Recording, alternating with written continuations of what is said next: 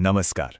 भारतीय क्रिकेट में ना कुछ कहानियां सिर्फ खेल की नहीं आती, वो उम्मीद, लगन और एक जबरदस्त वापसी की मिसाल बन जाती हैं। आज हम एक ऐसी ही कहानी की बात करेंगे। ये कहानी है संजू सैमसन की। सोचिए, एक पुलिस कांस्टेबल का बेटा कैसे बन जाता है एक नेशनल हीरो। संजू सैमसन का सफर ना इसी सवाल के आसपास घूमता है। एक बहुत ही साधारण सी शुरुआत से लेकर देश के लिए हीरो बनने तक उन्होंने ये सफर आखिर तय कैसे किया। चलिए इस कहानी को जरा और करीब से देखते हैं। तो कहानी की शुरुआत होती है केरल की गलियों से, जहां एक छोटे से लड़के की आंखों में बड़े बड़े सपने थे। और कहते हैं ना कि शुरुआती जिंदगी ही आने वाले कल की नींव रखती है। सैमसन के साथ भी कुछ ऐसा ही हुआ। तो कौन है संजू सैमसन? देखिए, मैदान पर तो हम सब उन्हें जानते हैं। एक कमाल के स्टाइलिश बल्लेबाज और एक बेहतरीन विकेटकीपर।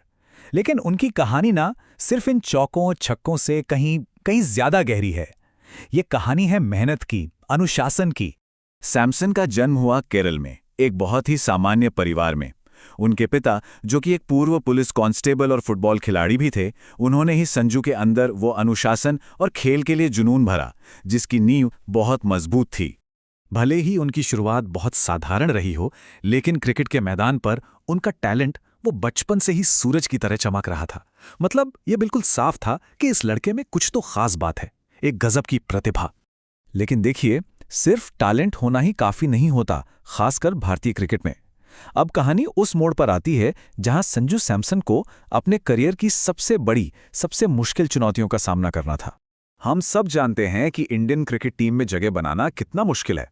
मतलब कंपटीशन इतना जबरदस्त है कि अच्छे अच्छे खिलाड़ी भी पीछे रह जाते हैं। सैमसन को भी इसी आग में तपना पड़ा, जहां सक्सेस का लेवल बहुत बहुत हाई था।